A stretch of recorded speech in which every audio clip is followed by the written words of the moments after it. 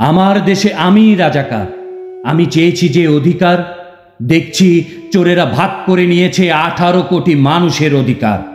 চোর ধরতে এসে শুনি কে চোর কে চোর, আমিই নাকি রাজাকার।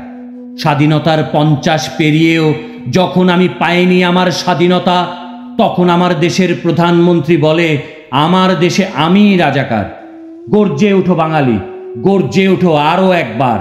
বাংলাদেশে আবারও নেমে আসুক 52, 64, 69। মাদলের তালে তালে ভেঙে ফেলো রাষ্ট্র আর রাষ্ট্রযন্ত্র, যা জনগণের কোনো কাজে আসে না। ভেঙে ফেলো ওই কলম, যা অধিকারহীন জনগণের কোনো কাজে আসে না। বদলাতে পারে না শোষিত নাগরিকের ভাগ্য। যে রাষ্ট্র আর রাষ্ট্রযন্ত্র আমার অধিকার ফিরিয়ে দেয় না, তা ধ্বংস হোক, ধ্বংস হোক। মেধাবীরা মুক্তি পাক, গরুক শোষণবিহীন সমাজ। আমার দেশে আমি রাজাকার। আমি চেয়েছি যে অধিকার, অধিকার, অধিকার, অধিকার।